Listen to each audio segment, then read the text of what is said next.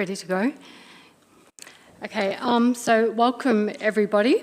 Those that are in the room and online, we'll have people online viewing as well. It's great to see so many of you in attendance today. So we'll stand for the affirmation. I'll just read out the affirmation. We recognise the traditional owners of the land. We are inspired by the early pioneers and by those who gave their lives for our country. We now ask God's blessing on our deliberations and on our commitment to build a better lifestyle and environment. You may be seated.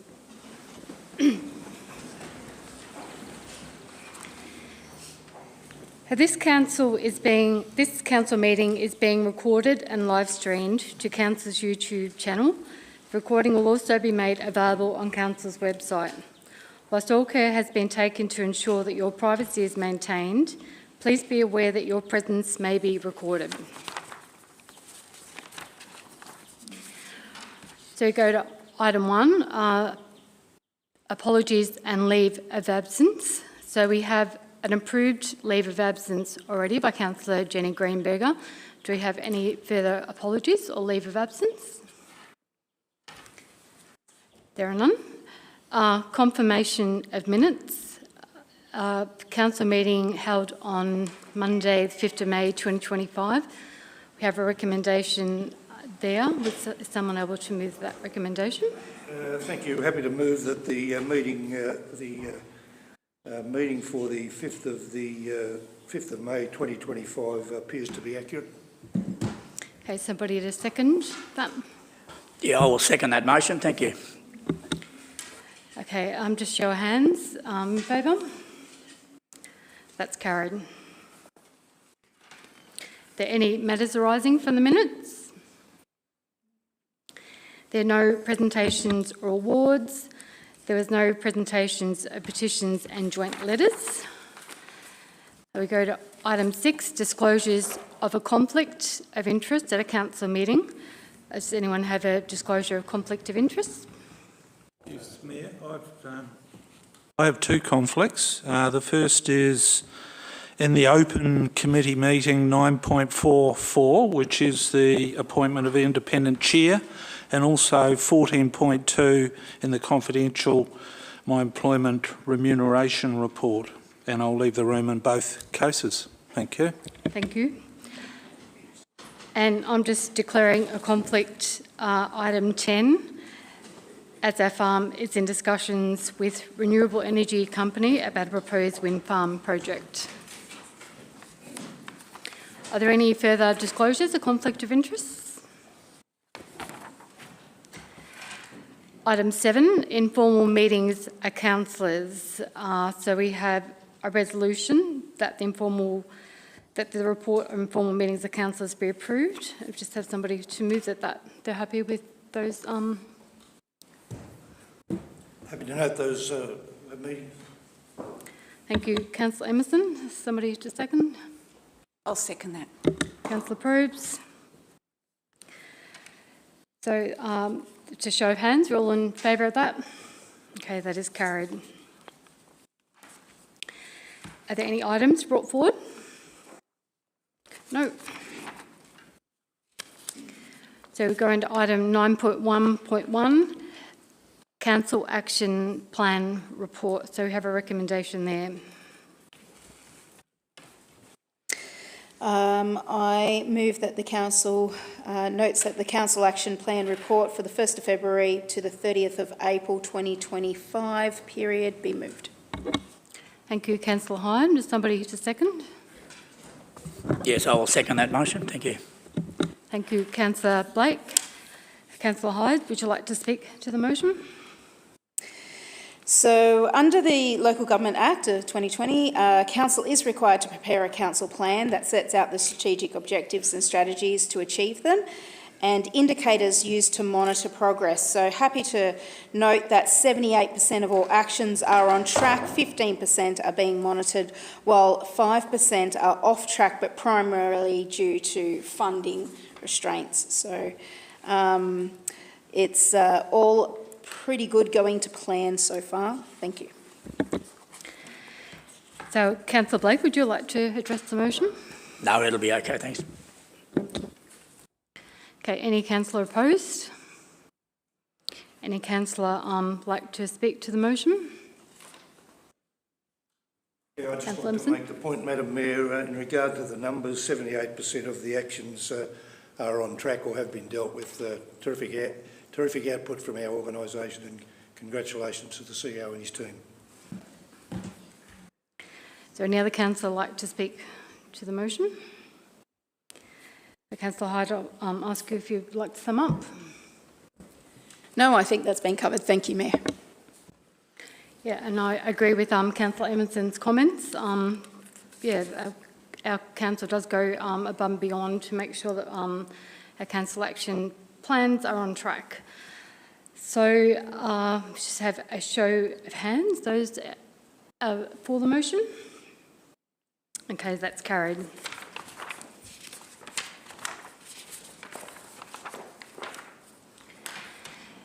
So 9.1.2, Stanshell Cato Park stall petition. So we have a recommendation there.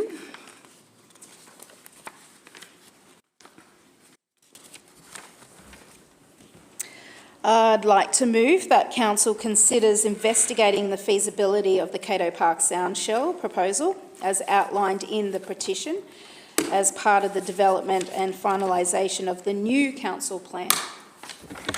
Thank you, Councillor Hyde. Do we have somebody to second that motion? I'll second that. Thank you, Councillor Probes. Councillor Hyde, would you like to speak to the motion?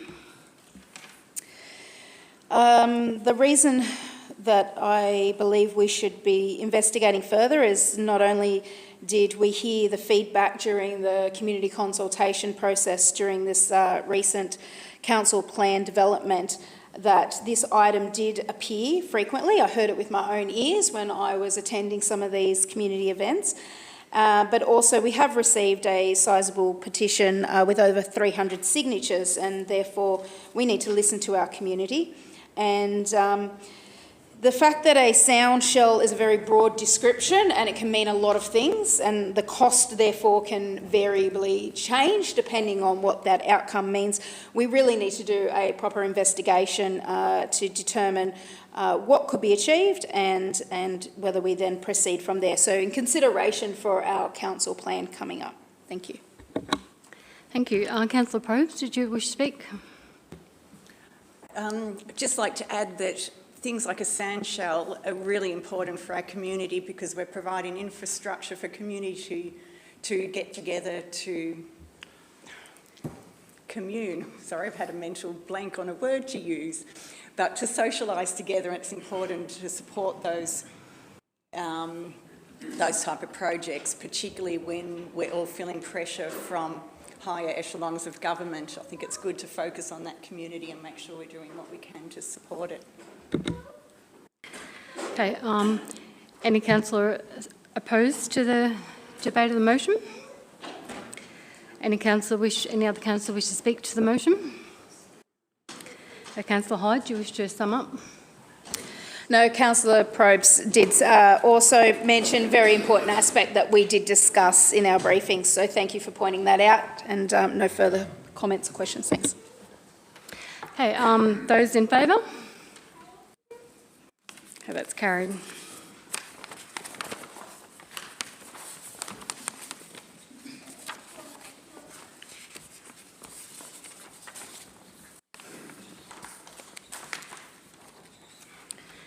Okay, 9.4.1, preparation of budget. So we have quite a long recommendation there. Is somebody happy to move that recommendation?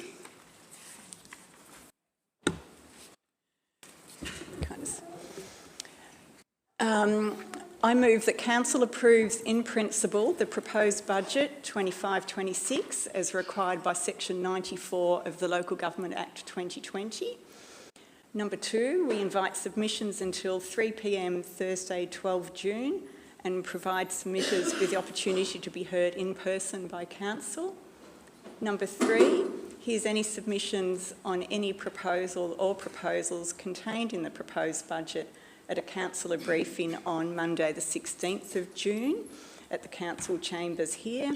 And number 4 considers the adoption of the budget and the declaration and levy of the rates and charges for the 25-26 financial year at the council meeting to be held at 12:30 on Monday the 23rd of June at the council chambers here. But somebody to second that motion? I'm happy to second that motion. Thank you, Councillor Hyde. So, Councillor Pope, would you like to speak to the motion? It's really just putting the proposed budget out to you, so it'll be online as of about 3 o'clock today. So it's not overly technical in figures. So there are summaries there that are actually quite readable. So go and have a look and see what your thoughts are. And you do have until the 12th of June to put any written submissions to us. A lot of work has gone into it by the council staff, and over the last few months, different parts of it we have been discussing at briefings, and it gives a result. Are the Wobblies online? No. Oh. It gives a result. So when you look at our income position, our asset position and our expense position, we've got a little bit of a gap in the black, so it's a positive result. Well said. Councillor Hyde, would you like to speak?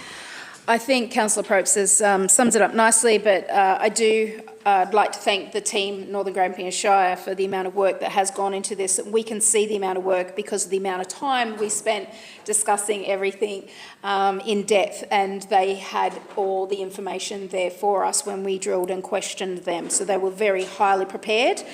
And I appreciate the work that has gone into this so that we were able to do that and nut out everything in detail. So thank you.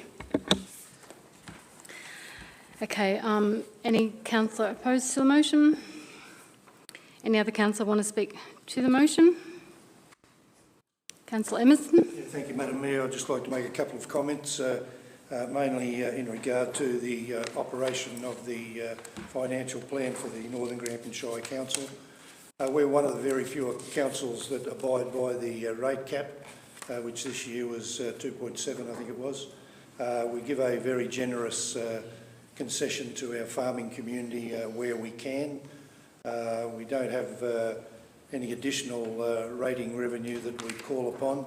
So overall, I think the council is in a position where they've got a very difficult time with their financial position, but we're still trying to do the best we can do for the community. Thank you. Any other councillor wish to speak? So it's just very important that people do have a read of it and do have a bit of an input and do have their say, because we do really want to hear what our community think of our budget. So, show of hands, those in favour? That's carried.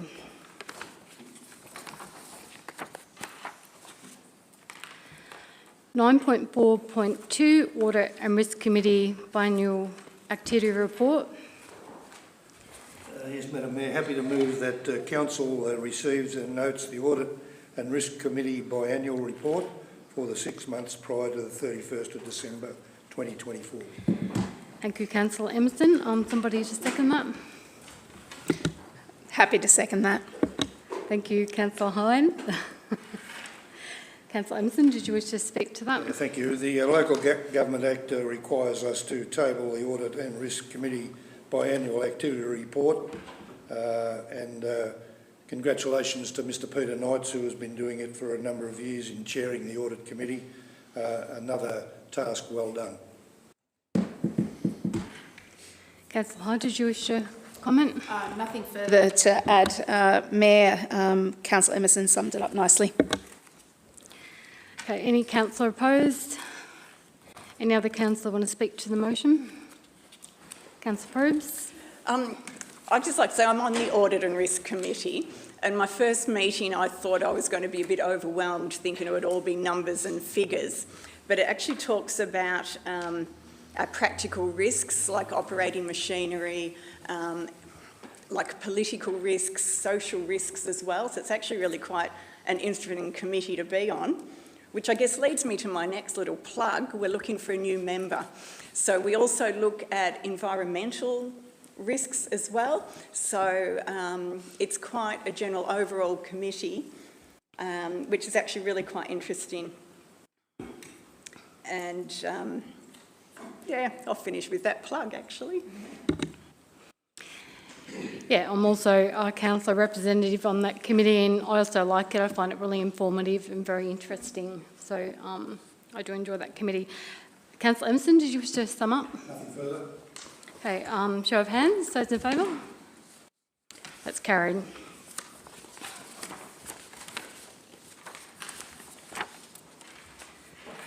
So 9.4.3, procurement policy.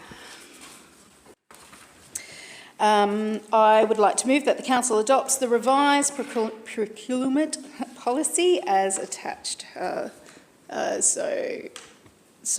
the council adopts the procurement policy at the 8th of April 2024. Sorry, where am I? That's it. No, that's. Yep, so recommendation that council the revised procurement policy is attached to this report. I'll second that motion. Thank you, Councillor Probes.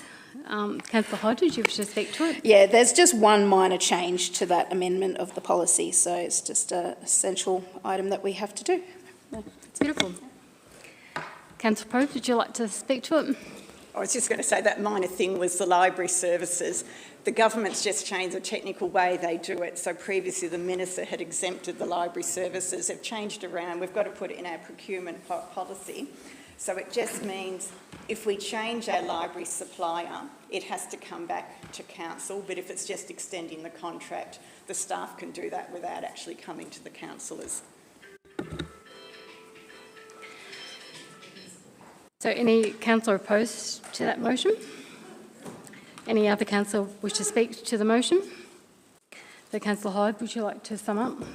No, nothing further to add. Thank you, Mayor. Okay, just a show of hands, those in favour? Okay, that's approved.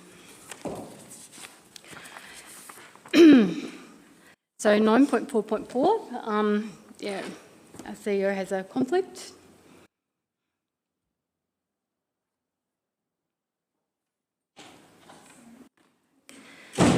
So 9.4.4, appointment of independent member and chairperson for CEO Employment and Remuneration Committee. So have a recommendation, and we just have to put our preferred candidate is in that recommendation. So if someone could move a recommendation.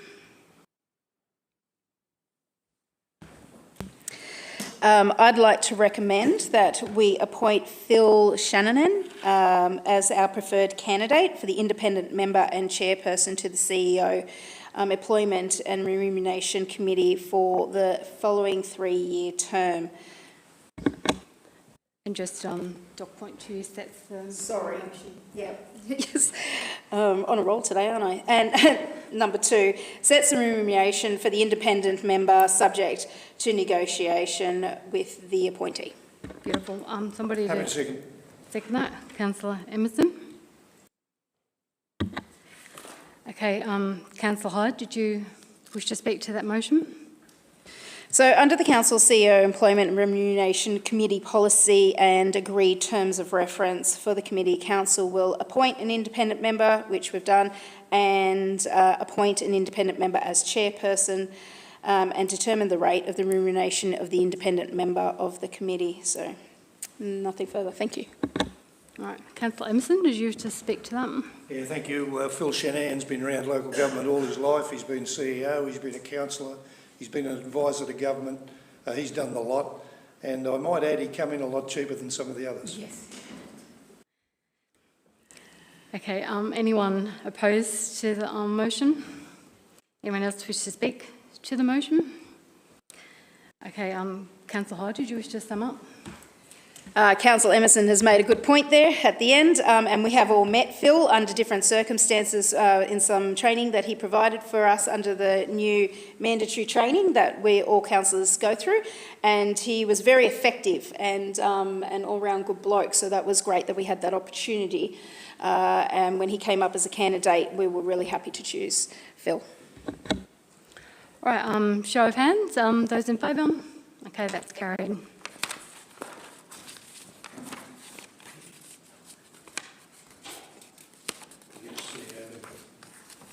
Yep.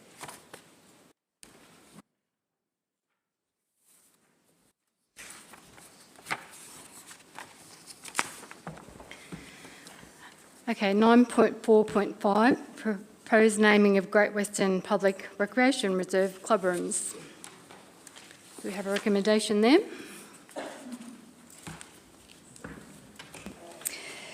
I move that the council gives public notice of its intention to name the new club rooms at Great Western Recreational Reserve, 42 to 58 Brunel Street, Great Western, Thompson Community Centre, in recognition of Eric Thompson and his wife Mary, who contributed to the Great Western community immensely. Okay, somebody second that motion. Yeah, I second that. That's a fantastic idea. Thank you. Thank you, Councillor Blake. Councillor Hyde, did you wish to speak to the motion? So many people will know the Thompson family as they have been in the Great Western community since 1920 when they purchased that land for £10,000. And from that day moving forward, the Thompsons have continued to not only run an amazing business but be heavily involved in the community there on many different levels, including the area of that is now named, we're putting forward to suggest the Thompson Community Centre. So with whether it be their time, their machinery, allocation of water, which we know is precious. It is ongoing still today with Ben Thompson, who's continuing on the tradition as all the fathers and forefathers before him. So it is an excellent suggestion that has come forward from the community itself. Councillor Blake, would you like to add to that? No, I think Councillor Hyde says it all. Thank you. Okay, I don't think there'll be any councillor opposed. Any other councillor wish to speak for or against the motion?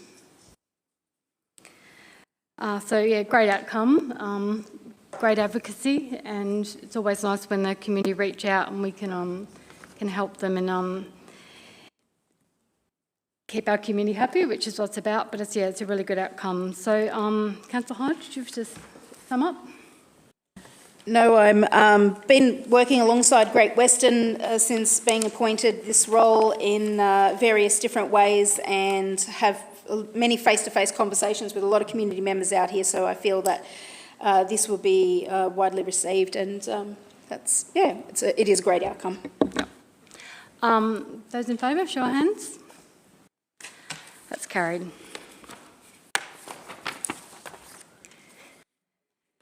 So 9.4.6, gift policies. And we have a recommendation there. I move that Council adopts the number 1 councillor gift policy, and number 2 the gifts, benefits and hospitality policy. Thank you, Councillor Probst. Happy to second. Thank you, Councillor Emerson. Councillor Probst, did you wish to speak to the motion? Just quickly, it's about that if anyone offers us gifts, we have to disclose it so you know we're not taking money under the table. Councillor Emerson, did you wish to speak? Just quickly, I think it's a pretty important policy these days where people can sometimes make accusations against publicly elected people and in regard to their honesty and stuff. So it's a policy that covers all of those things and makes us very accountable to our governance people. So any councillor wish to speak against the motion? Any other councillor wish to speak for the motion? And I agree with Murray, Councillor Emerson, it's a very important policy to have. So, Councillor Emerson, did you wish to sum up? I think that's it. Okay, show of hands. Those in favour? That's carried.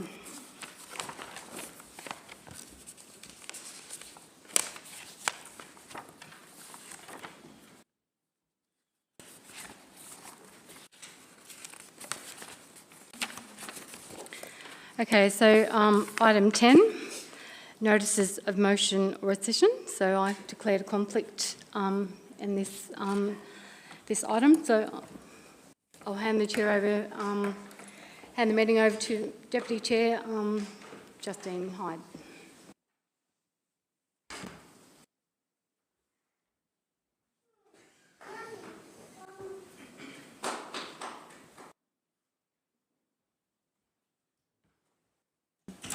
So item 10, notice of motion. The following notice of motion was lodged by Councillor Murray Emerson on Tuesday the 21st of May 2025. In accordance with section 43 of Council's Government Rules, the notice of motion was received and approved by the CEO to be included in today's 2nd of June 2025 Council meeting agenda. Councillor Emerson. Thank you. I've abided by all the requirements under the Local Government Act to provide a notice of motion, and my notice of motion is this: that Council does not support the State Government's VNI West project in its current form, and will continue to advocate the State Government for an alternative to the VNI West project. B, bring to the attention of the Government their responsibilities under the Paris Agreement, where it specifically protects farm and land from alternative energy projects. And C, strongly advocates to the State Government on the importance of food security in Victoria and the well-being and mental health of our community. Thank you, Councillor Emerson. Do we have a seconder? Yes, I second that. Thank you, Councillor Blake.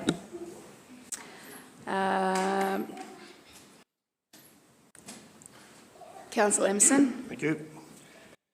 Okay, the Northern Grampians Shire has now done its due diligence in relation to the VNI West overhead transmission line project that travels through large amounts of prime farming land from Bulgana in the south to the far north of the Shire that connects with the Bullocks Shire.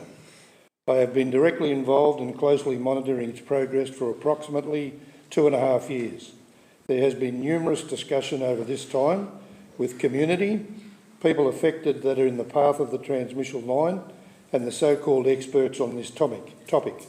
But I am unable yet to understand what benefit this development delivers to our Shire and its constituents. Yes, we need energy because the coal stations are closing, but not at the expense of the prime farming land. Firstly, I bring to your attention the Paris Agreement, Article 2, Section 1B, states clearly that any development should not threaten food production. There is over 90 governmental organisations signed up to the Paris Agreement. Our country is one of them. I would also like to take a moment to address the other two very important dot points in my motion. Dot point A. We as public representatives need to robustly advocate to the government, both state and federally, for this development to cease forthwith and seek a better outcome for all. This is not the project to be on prime farming land. Dot point C. Strongly advocate to both forms of government on the damage that this project is doing and will continue to do to food security of our nation and the mental health and well-being of our generations of farmers. I have already personally seen the mental health effects this development is having, and it must stop. There are now a number of other shires in the path of this development that have taken a similar stand against VNI West, and it is now time for us to unite with them for the betterment of all of our communities. Alternative energy farms, wind and solar, are decisions to be made by the landowners, but it doesn't seem to apply to transmission lines. The government assumes they will just take the land where it is the right of people, where is the right of the people to be in charge of their own destinies. There may well be a number of other challenges that the Council and others will need to take going forward as we deal with alternative energy, but this V&I West project does not meet the pub test. This motion has been 2.5 years in the making, but I now commend this motion to the Council and encourage you to support it for the reasons I have mentioned. This is a motion for what is right.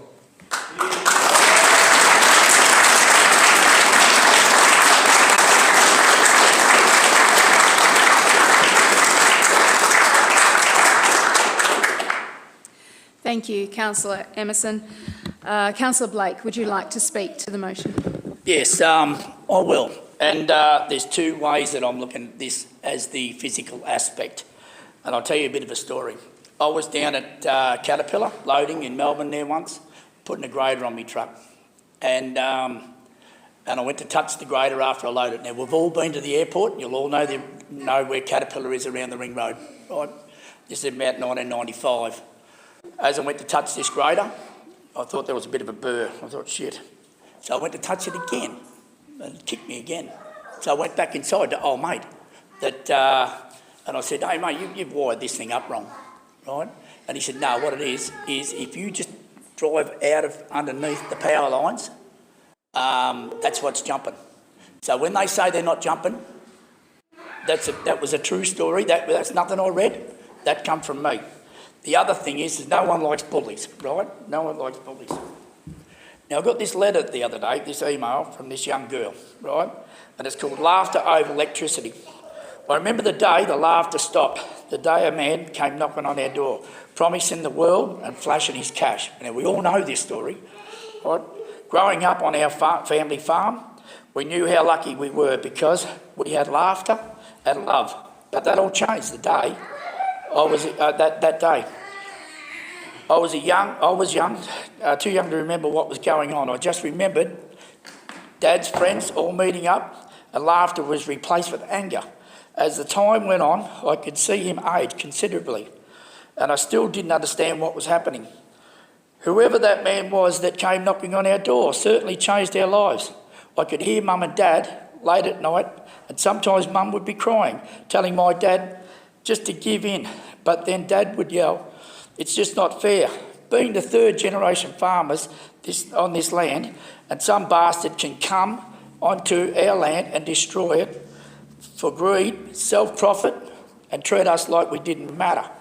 Eventually they won, and we are now left picking up pieces. And as my mum has now moved into town, it's just myself and my two brothers left to run the farm. We have the reminder of that day the laughter stopped, and a great big giant transmission tower in the same spot our father took his life. Right? If I wasn't 7 at the time, that greedy man come knocking on our door, I would have stood side by side with my dad to protect our land so we could get back to laughter again. I would swap electricity for laughter any day, and I hope that greedy man never comes knocking on anybody else's door and stops their family from laughing too. That's all I've got to say, thank you. So don't let greed ruin laughter, and don't let the bullies get to you. Thank you.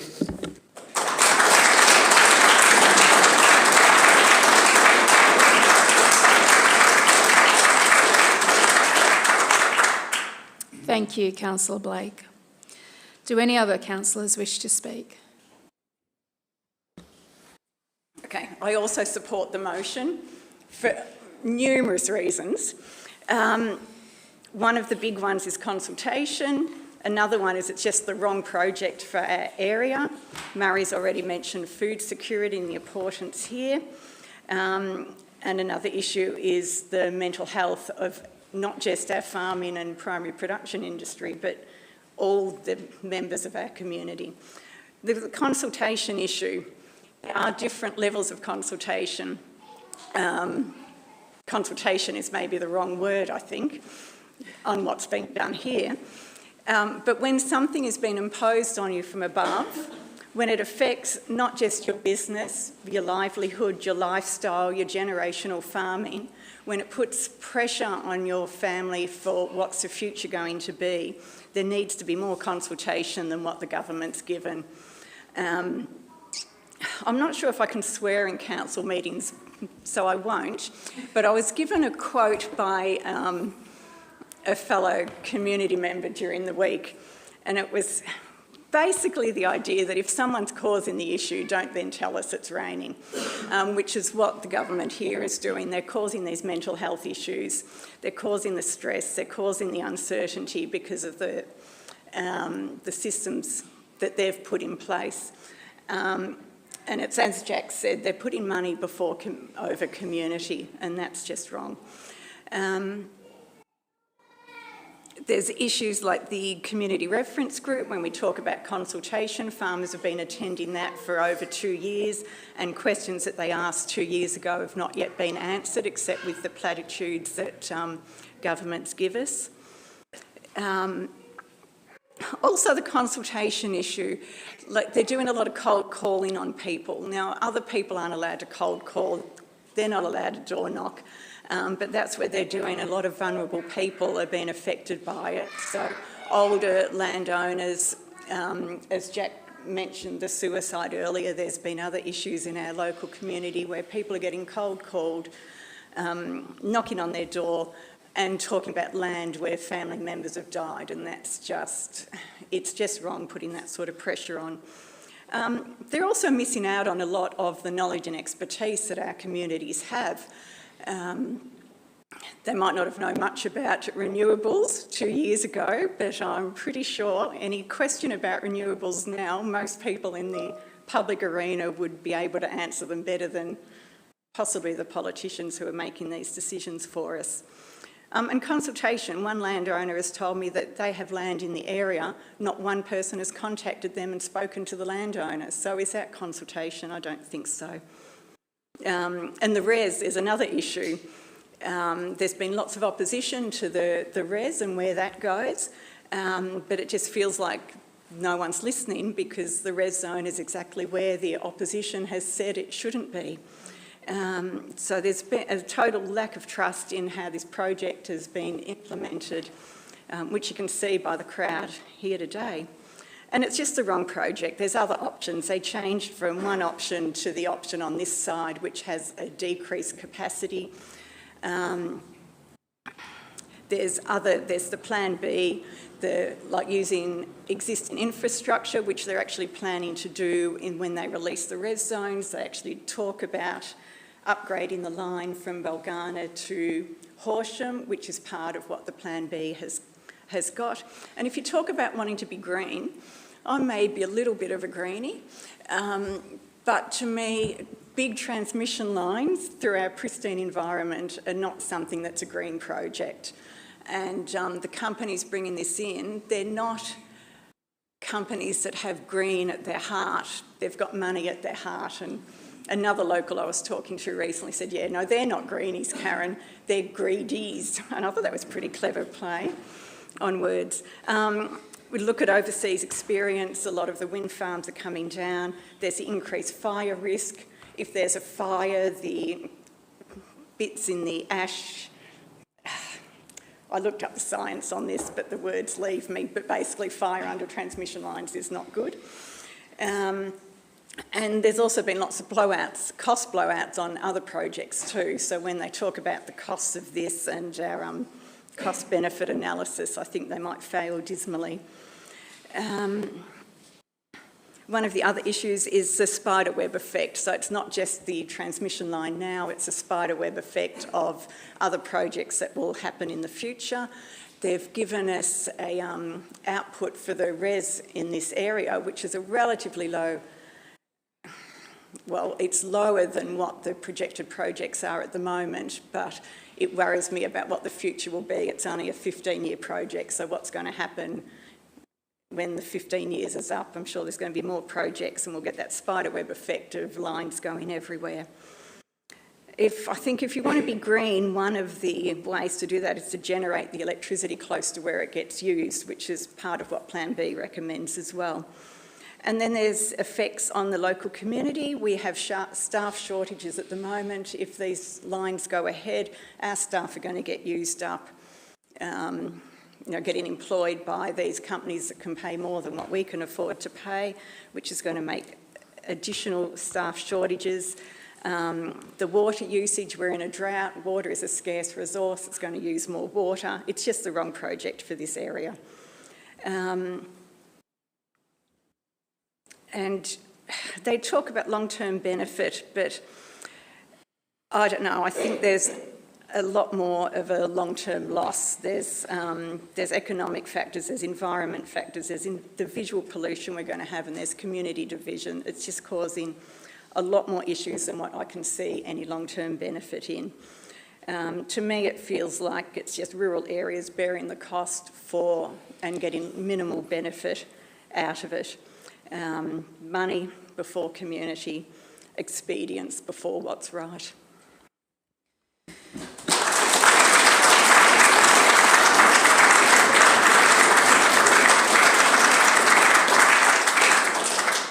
Thank you, Councillor Probst. Councillor Emerson, would you like to sum up? Yeah, thanks. Not very much more to say. I don't think it's very pleasing to sit around the council table that everybody seems to be in agreement with a motion that is put up. And I think that this is one of those motions. And I'm relatively confident before the decision is made that it will get the tick of approval, but that's not done yet. Just in conclusion, may I say this. Alternative energy is here. We're surrounded by it. We've got to deal with it. This will be the first major decision that this council has had to make in regard to alternative energy. There'll be many more. There'll be res zones. There'll be wind towers. There'll be solar panels. There'll be mining. There'll be lots of different things we'll be dealing with in the years to come.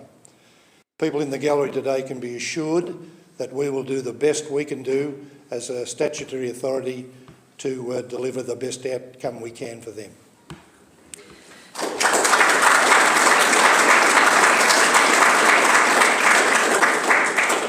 Thank you, Councillor Emerson.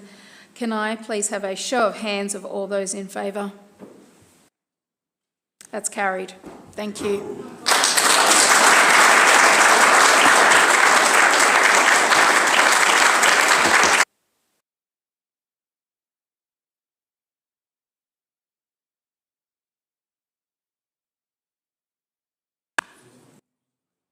Sure. We've just got a request here for a 5-minute break. Is that possible, Mayor? Perhaps I'll move a motion that we suspend standing orders while we take a 5-minute break. And no doubt there's some conversations the people in the gallery would like to have, and I'm sure some of them, being farming people, would like to leave as well. Get a second? Yeah.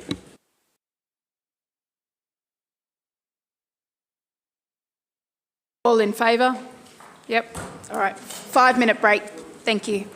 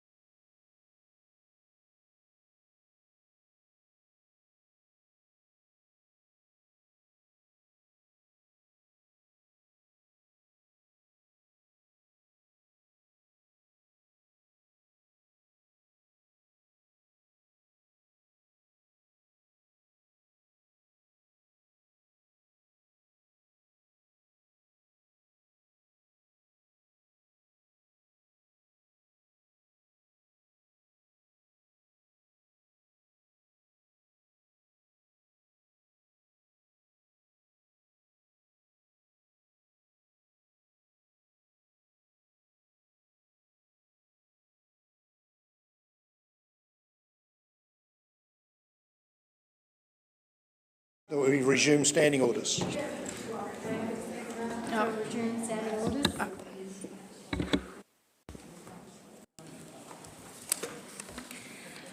Okay, so we'll go to item 11, the reports from councillors and committees.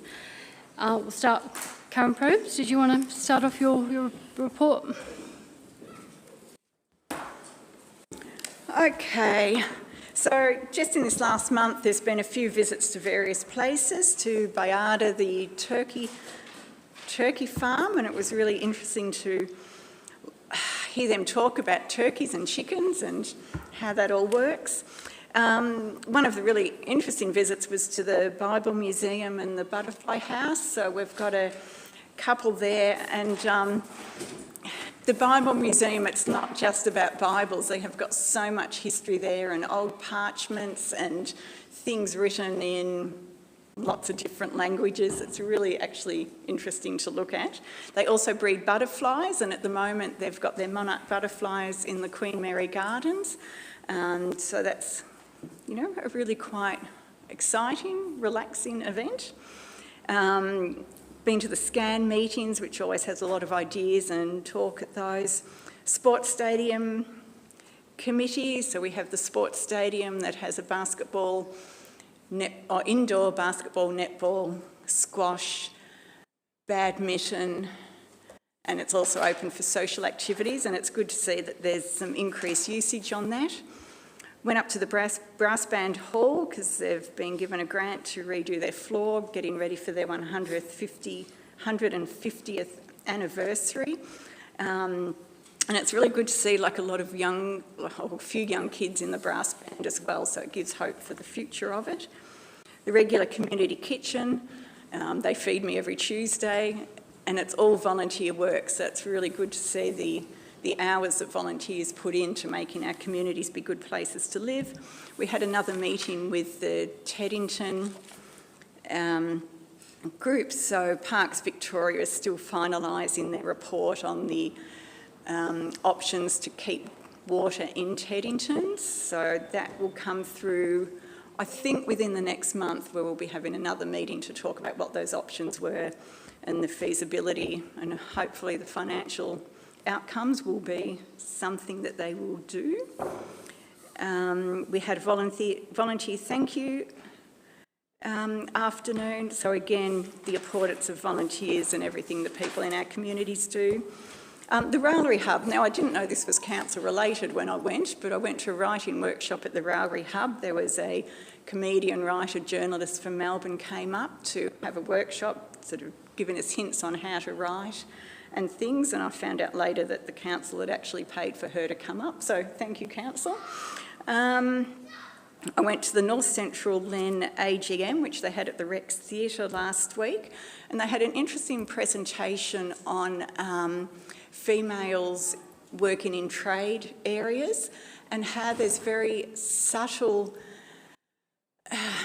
ways that they're discouraged from doing that, just little things like, oh, well, you know, you need a flexible job, you should go into health so that, you know, you've got flexible hours for when you have kids. So it was really interesting to hear that, and how when we start going to school, the system tells us what options are and aren't available to us. So like as preschoolers, you know, you ask a preschooler what they want to do, you know, I want to be an astronaut or a brain surgeon or something.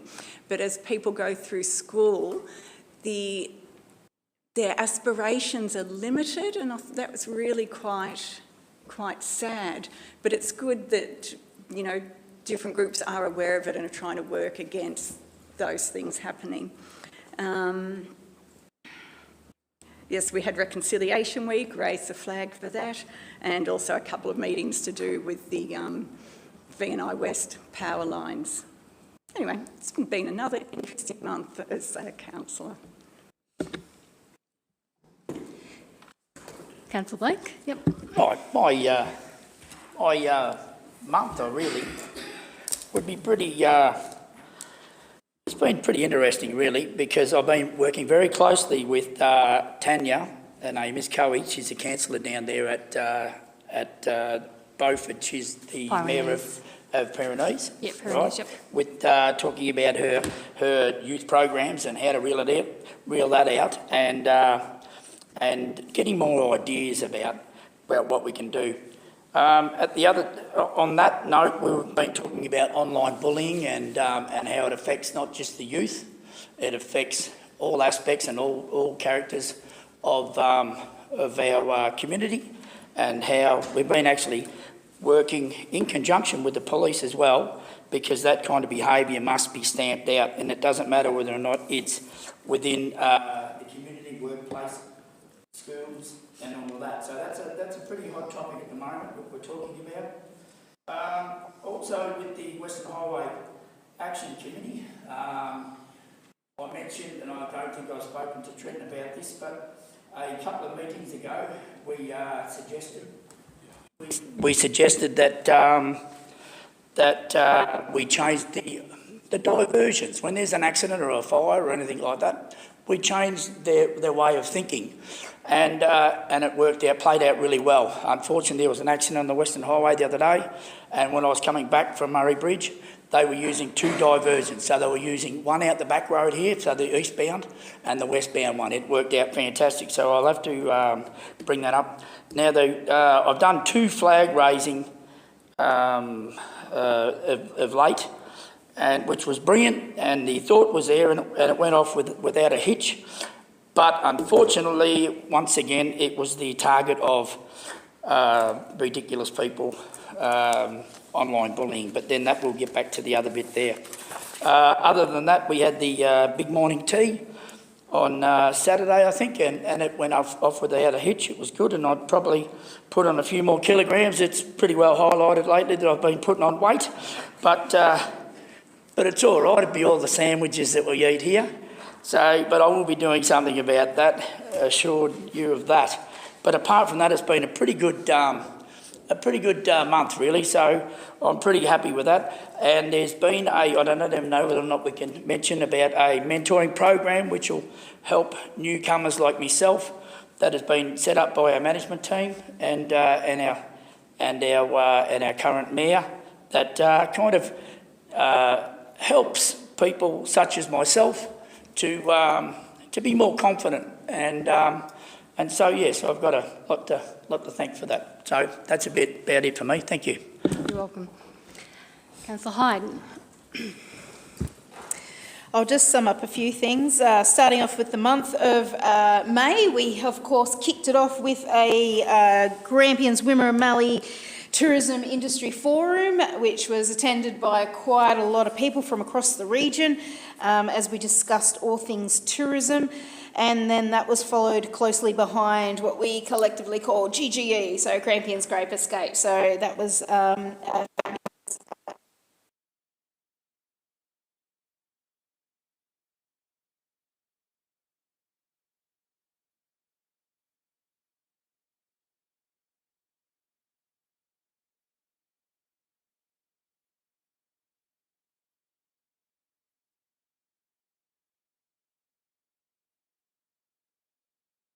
and from that, it's a two-part course, so I will be attending again, and I'm very grateful to be included in that program that I got accepted for.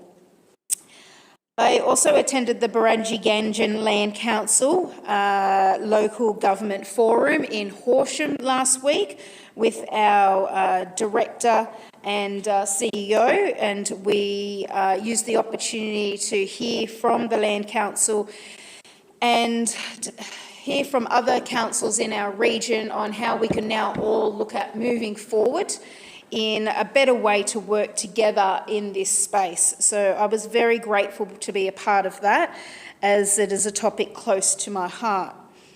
And I also got to attend the Store Hospital Auxiliary 97th, can you believe that, 97 annual meeting, general meeting. Those ladies there, and I'm sure there's some men, there wasn't any at the meeting, but they do the most fabulous job in raising funds for our hospital. I was overwhelmed by listening to what they've achieved, and I was really grateful just to be there, actually. And if you can show your support to the Store Hospital Auxiliary, perhaps attend this Thursday at the Town Hall at 12 noon. $20 out of your pocket, and it's soup, sandwiches and slices, and it's another one of their fundraising activities. So well done to all of those people involved, and I'm going to try and make it there on Thursday myself. And also Run the Gap, another fabulous event that we had out in Halls Gap, and I was a part of it in a volunteering capacity, and I had to record the times of people coming over the line, which was way more challenging than one would think. Thankfully, it's also done digitally. I was only there as a backup. But the spirit there, the vibrancy of the whole town is what the town needed to. It's an event that started from the 2011 floods that actually impacted the tourism so heavily, and so a whole heap of locals got together and formulated this event that then kicked off in 2012, and it only had a couple of hundred people racing in 2012, and this year they got up over 1,300 entries. So it just shows you what the community can achieve and how resilient they are to come back and show that they can draw people to our beautiful region. So I was very excited to be there, along with our mayor, who of course had more official duties than myself, but I was grateful to be there. So that's a few of my highlights for May. Councillor Emerson? Well, I must say what a pleasure it is to work with Karen over at St Arnaud, and she takes most of the accolades when she gets the opportunity to speak first up. But Karen, I've attended a lot of the meetings that Karen has already mentioned. Aside from that, the meetings that have been fairly important for the Shire overall is having given a report this year on the Store Gift, where I'm the proud chair of the Store Gift Event Management Board. The great support we get from our major sponsors, the Northern Grampians Shire in particular. We had record crowds, record numbers, record money at the gate, sensational few days over Easter. The estimated economic value to the Northern Grampians Shire has been estimated at $7.3 million. Unbelievable event. Just wish we could get more of them in the Northern Grampians Shire to top up or help top up our bottom line. Of course, we had Australia's best two athletes attended this year in Gout and young Lachlan Kennedy. And if anybody doesn't know, Lachlan Kennedy is the first runner in the world to break 10 seconds for the 100 metres at the World Championships on the weekend. So there's a couple of sensational runners in our own ranks. I've created some housing interest within the Northern Grampians Shire. It hasn't gone far yet, but got some people interested in doing some housing development. At the MAV State Council a month ago, Jack and I passed a very important motion in regard to the emergency services tax, where the MAV were going to attempt to convince the government that there might be a better way of going about it, so that was important, and I know that the Mayor's going to talk a bit about that during her presentation on what she's done over the last month. Of course, being a member of council, I counted up, I've been to 7 official council meetings this month, but of course that happens every month, and that's why we put up our hands. Pretty pleasing day for me today that we've now passed this motion to support our farmers. Thank you, Councillor Emerson. So I'll just add on to what a few other councillors have said. So I also went to Run the Gap, and thank you to Monique for the idea and starting off Run the Gap, and to have that event grow to what the event it is today. It was just amazing to see so many mums, dads, families, so many different events. You can run 3 different events, walk one event. There was a bit of a kids event, so it was just something for everyone, and it was just perfect day out the gap, for the morning. A lot of people would have gone for a cuppa or gone to the Permanent Market after that, I hear. So just a perfect day, and it was a lovely day. So I also went to the GWMT Industry Forum and was really well attended.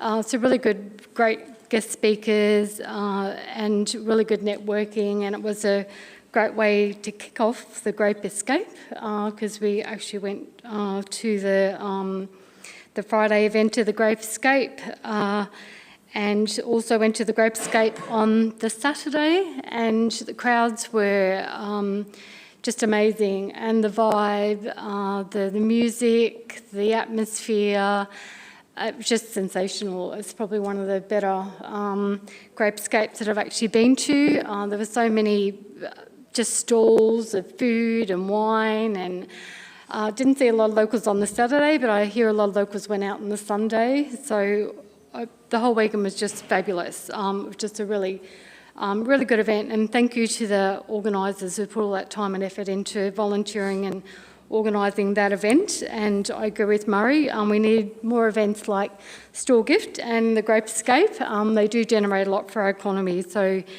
very important to our economy.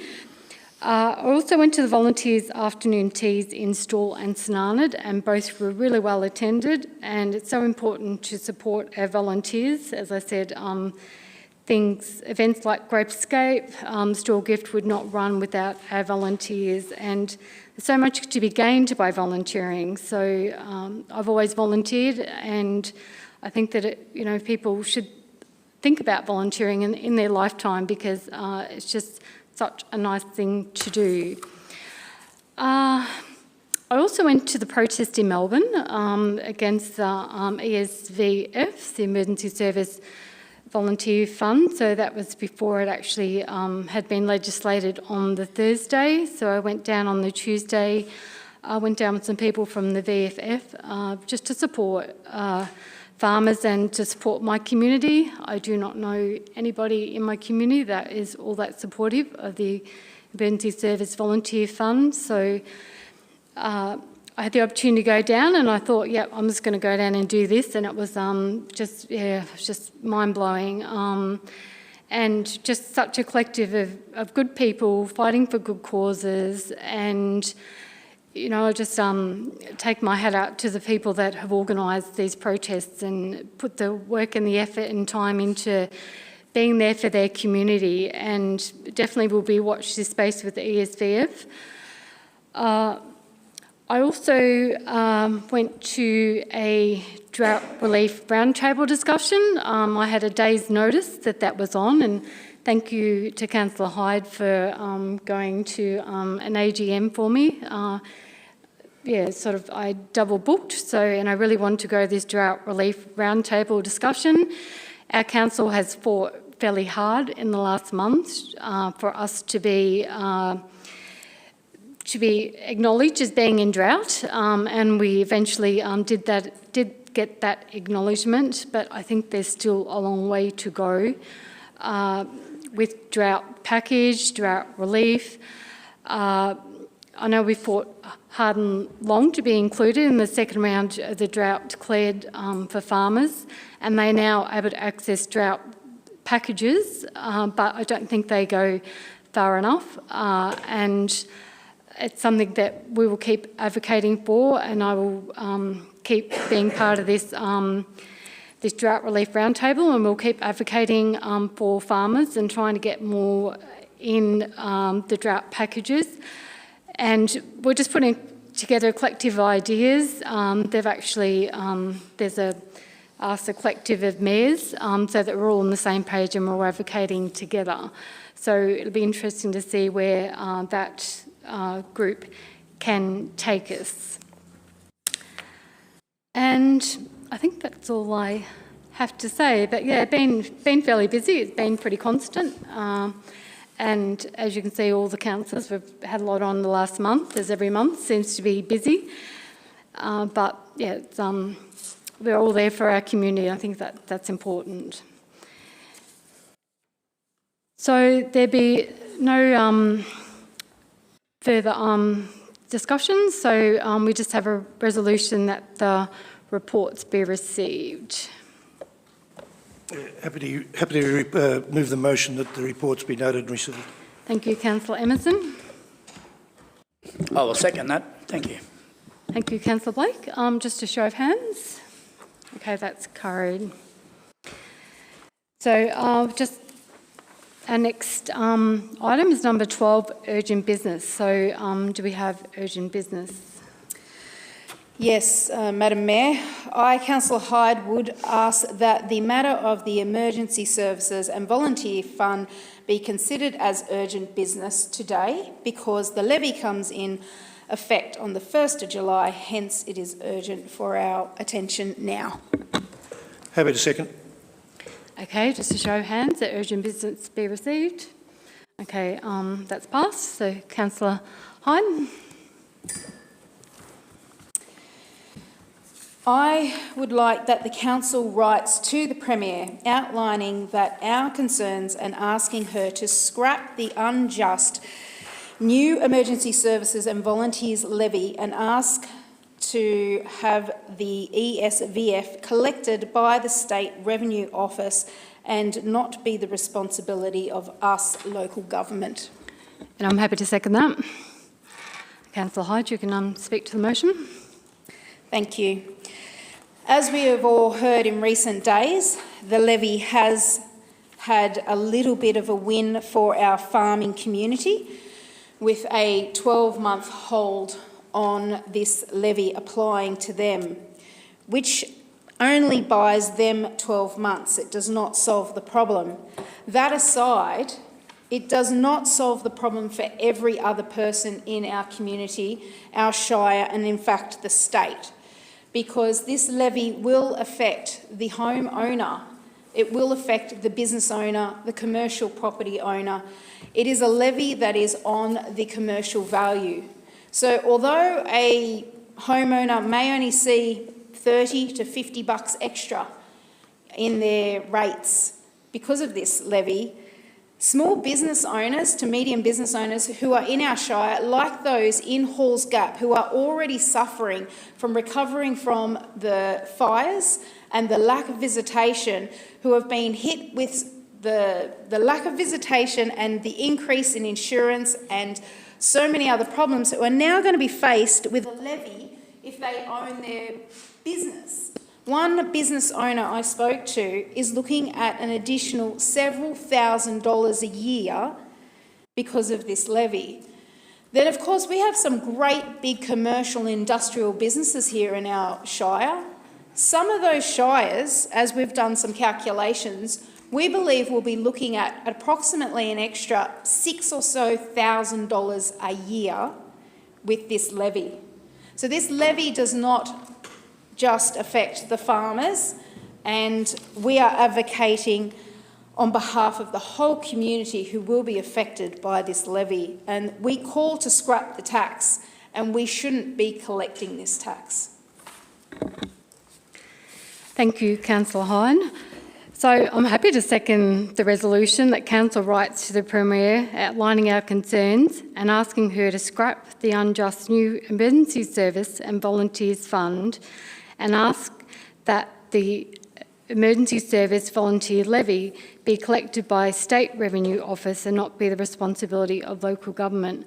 So after I went to the protest on the Tuesday and then it was passed legislated on the Thursday, I just sort of thought, gosh, you know, there's been so many protests, so many people that have been out there not happy with the Emergency Service Volunteer Fund going through.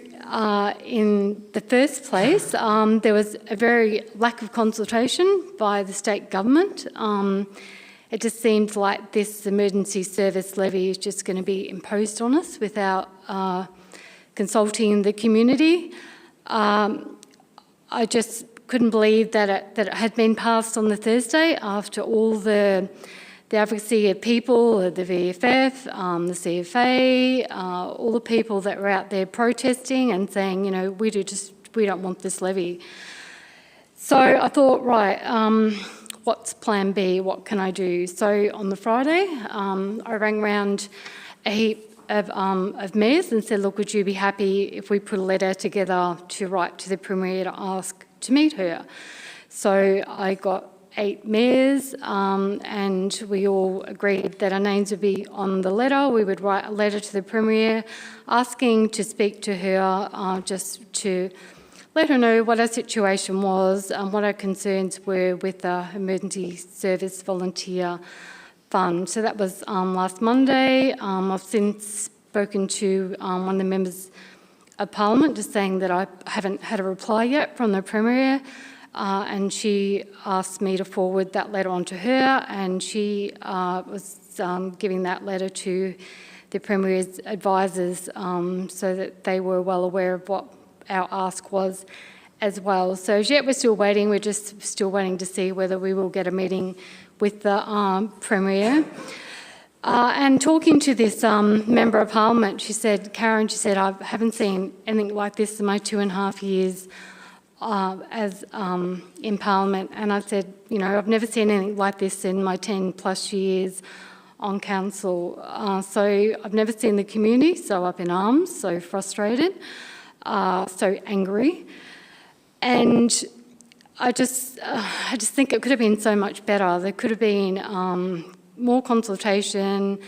There could have been more thought, I think, gone into what this levy will have, you know, what the impact will be on our community. At the moment, yes, we're in a drought and it's really not good timing. And I know there is an exemption for the 12 months, but, you know, what's going to happen after the 12 months? You know, we're going to be in this same situation again, or we're going to be out there advocating, lobbying, trying to get this volunteer fund stopped. You know, we had the land tax that just came in not long ago. There was no consultation with that. Will the land tax go up? Are we going to have an increase in our land tax? Are we going to have an increase in the Emergency Service Volunteer Fund if it goes, you know, if they continue with that next year? Is it going to keep going up? We don't know. We're asking questions. We're not getting answers.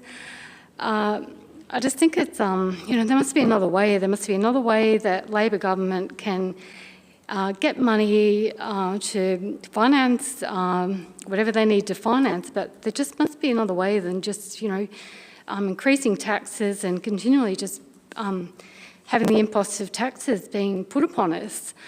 I was also really disappointed that, you know, that it did get legislated, but Labor MPs cannot cross the floor.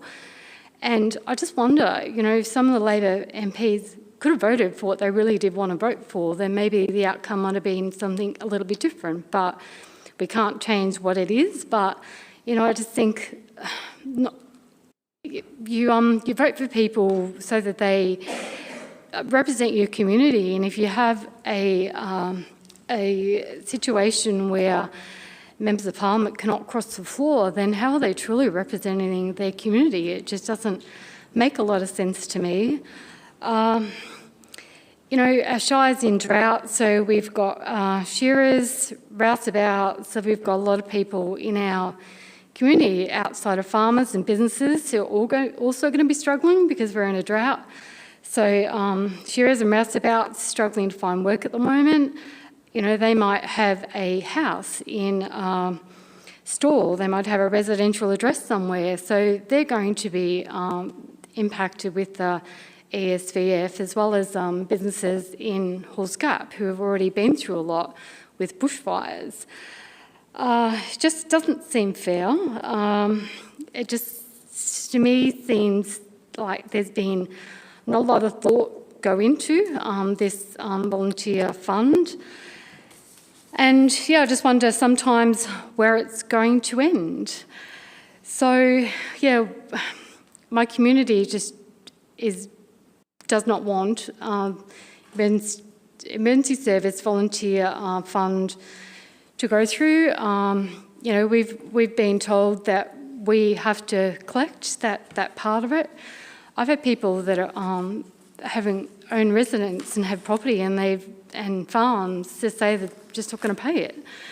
And, you know, where's that leave councils? It's going to be really messy for councils if people are going to refuse to pay this component of their rates. I don't know what's going to happen, but I just feel like this whole levy has put a lot of extra pressure on councils, councillors. There's been a lot of advocacy, a lot of phone calls, a lot of people in our community not happy about it.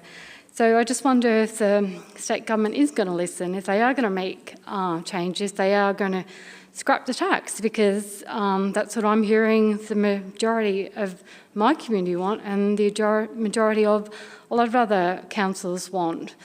So I just hope they listen, and I hope that we can get some resolution and we can get some changes, and changes in the right direction. Thank you. Put the motion to the vote, Madam Chair. Oh, sorry. Yeah, no, yeah, so, anyone else wants to speak to that? Just quickly, I was going to say this is just another tax on rural areas. It's a rural tax at a time when rural communities are suffering. Drought, V&I West, bushfires. I think there was something else on the list, but basically there's a lot of stresses on rural communities, and this is just another tax adding to it.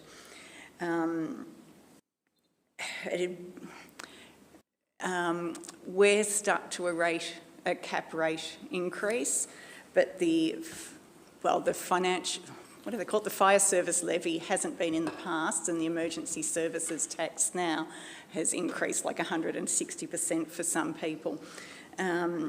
And as Councillor Heslop has already mentioned, there's been a lot of other taxes raised by the Victorian government this year, so it just seems like they are short of cash, and this is another tax grab, and it's rural communities bearing the brunt of it.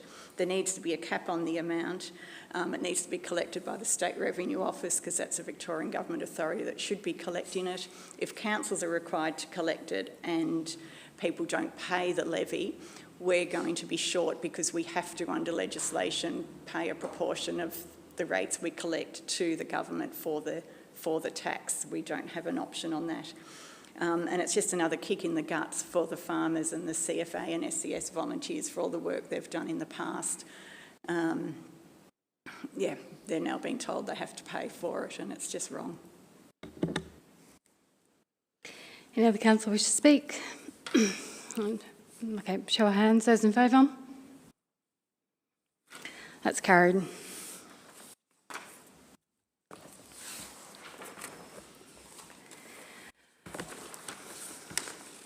So we now go to public question time. And we have a question with notice from Ross Hudson. So Ross, I will allow you to come up and speak to your questions and just give a short preamble. You know the rules, and we'll organise some responses. Thank you, Mayor Hislop. Good afternoon, everyone. Obviously a big meeting for you. Thank you for the opportunity to ask these. This is my 7th consecutive council meeting utilising public question time, which I consider an important part of our democracy and an important part at local government level for the community to engage with our council and try and acquire information that otherwise the community may not have or get.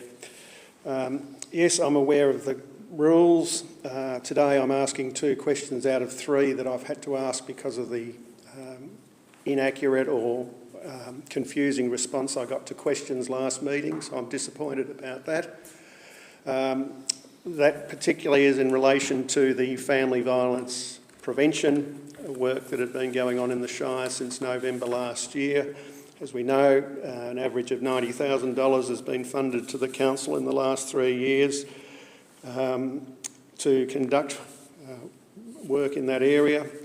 The question today is I refer to the answer that was read by Director Williams and later signed off as a written response by CEO McAllister to a question I submitted for the May 2025 Council meeting that asked what Northern Grampians Shire Council had undertaken between November 2024 and 30 June 2025 to provide family violence prevention activities for continuing education, awareness raising and improvements within St Arnaud specifically and elsewhere in the Shire, and how effective it had been and how that had been measured. The response referred to 10 items, but without any specific quantitative and qualitative effectiveness for 8 of them. The 2 activities that had any effectiveness measurement was based only on the number of attendees, but there was no assessment of what the attendance number represented out of the target group or any qualitative outcomes. One initiative referred to in Director Williams' answer last meeting was lighting up monuments for Are You Safe at Home Day will take place in May 2025. The question specifically today is, what were the specific monuments across the Shire that were illuminated for Are You Safe at Home Day during May 2025? Okay, Williams will give you a response to that question.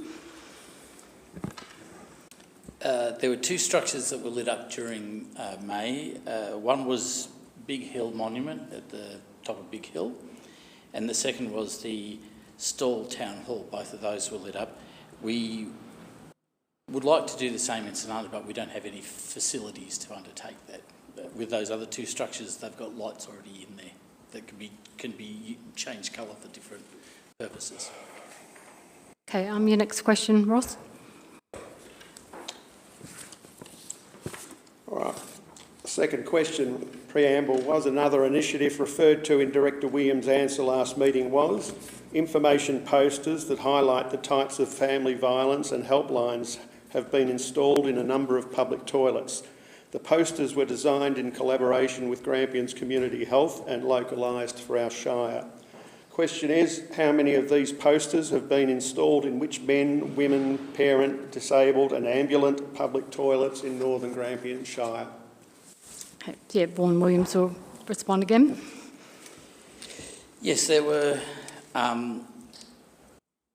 posters that were put in both men's and women's toilets across the Shire. The men's posters focused on targeting the theme of saying no to violence, and the women's posters were identifying what is family violence, what signs to look for in others who might be experiencing family violence, as well as the helpline number.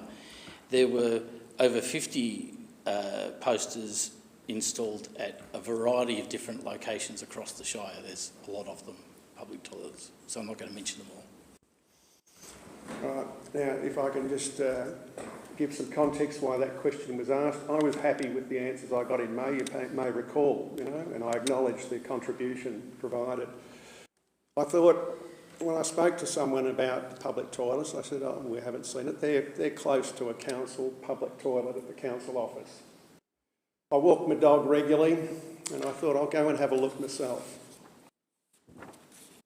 I'll write to the Mayor and the CEO about what I found and what I took photos of, but I thought it was pretty ordinary at St Arnaud that King George's Park had no posters. Lord Nelson Park, all the new toilets there had 2 posters that were Horsham Rotary, a laminated A4 thing, one sitting next to a cistern, one sitting on the female health product disposal unit.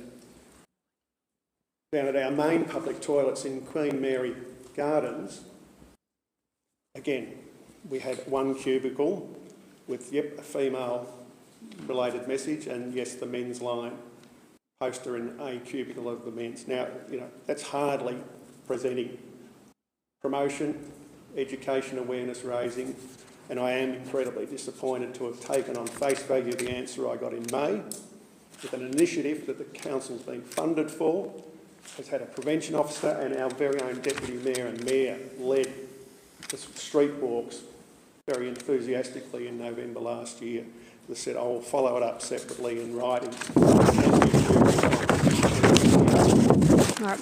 My final question As preamble, since September 2024, with the Northern Grampians Shire Council Community Development Team have conducted in St Arnaud and Stawell a number of community conversations, listening sessions, and then follow-up community workshops that were designed to address needs raised through the listening sessions. My question is, please advise separately and individually for each of the listening sessions and each of the follow-up workshops held in both St Arnaud and Stawell, the number of people who attended them. All right, so you're going to reply to that one? All right, yep, thank you. Justine? Thanks for your question, Ross. And also your attendance at many of the workshops. So it's a great opportunity to inform the community of what we've been doing in this space. The Community Conversations initiative was developed as a way of us being able to be more tactical about how we support volunteer-led organisations. So there was a workshop undertaken initially in Stawell and St Arnaud for the purpose of identifying what some of the challenges were facing some of our volunteer groups, gathering ideas for sustainability and growth within those groups, etc.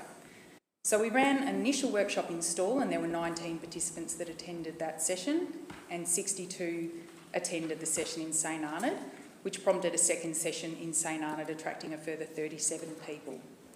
So as a result of that, there was a number of workshops, as you know, delivered in response to what we heard from the community. They were advertised through our normal channels, Facebook, posters, social media, etc., to try and draw attention to those opportunities for community. So in St Arnaud, there was on the 18th of November, there were 22 participants at another community conversations in Stawell. On the 19th, 6 participants. So there's the full objectives and outcomes of those sessions have been published on our website. The outcomes of the community conversations sessions led to a number of other workshops, as I mentioned. So the community was seeking things like community grant writing workshops. So there was a session delivered on that in St Arnaud, 19 participants, in Stawell, 17 participants. Community groups wanted some support on how to deliver posters, so there was a session run on basic poster and graphic creation. St Arnaud, we had only 1 participant, which was quite disappointing, and in Stawell only 7. The plan and promote successful events in St Arnaud, there was approximately 12, which we need to confirm, and in Stawell 5. Managing volunteering and with confidence, in St Arnaud we had only 2 participants, which again was quite disappointing, and Stawell 8 participants. Feedback was collected from all of the participants via a satisfaction survey, which will enable us, as part of our review, looking at how we move forward with this. So the community development team will be reviewing the outcomes of that in consultation with those attendees, in particular looking at the satisfaction surveys from those events in order to determine how we move forward, and that will be taken into consideration in the next council plan. So really it was in response to what the community wanted. We'll need to look at the viability of continuing on with those workshops if we don't sort of get the level of interest required to make that really worthwhile. That's my response. Right. Thank you, Justine. Thank you, Ross. Thank you, Director Kingan, for the response, and I'm glad you added that third preliminary workshop in Stawell. The numbers went from 60-odd, which was in St Arnaud, which was enormous for the first one. Your team were overwhelmed by the number that turned up. It did drop for a second, and it dropped again to a third, and then it's dropped a lot once you've done these workshops that supposedly were addressing the needs that had been introduced. So there's something disconnecting badly between people coming together for an initial conversation, wanting to contribute to that, and then finding that they haven't got perhaps out of it what they needed or wanted. Yeah, well, all right. Thank you for that. Thanks, Mayor Ross. Hislop. I won't take any more of your time, and hopefully if I put something in writing to you about these things, I'll get some All right, interaction. thank you for your questions. Thank you. So we don't have any further questions, which goes into item 14, closure of meeting pursuant to section 66(2)(a) of Local Government Act, as we have some questions, Happy to move that we move into closed council to discuss some confidential matters.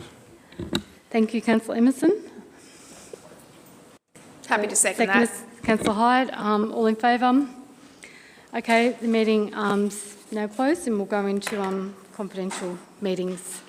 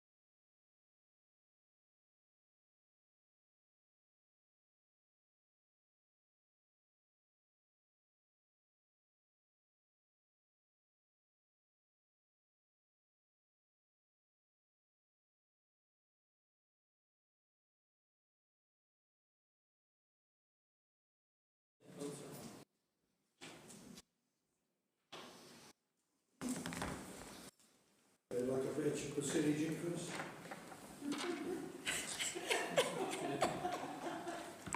More million, 4-0. So back in open council, so the Chief Executive Officer will report on items discussed in closed council. Thank you, Mayor. 14.1. Council C1 2024-25. Council agreed to extend the contract of East Wimmera Health Services to prepare delivered meals to St Arnaud residents and Grampians Health to prepare delivered meals to Stawell residents for the duration of 12 months from the 1st of July 2025. And I'm happy yeah. To read out the next one. Director will read that one out. Yeah. Okay. The other item that was discussed in closed council was the council approved the remuneration to be paid to the Chief Executive Officer under the terms of the contract to be increased and agreed to the revised set of key performance indicators. Beautiful. There being no further business, I declare the meeting closed at 2:06 p.m.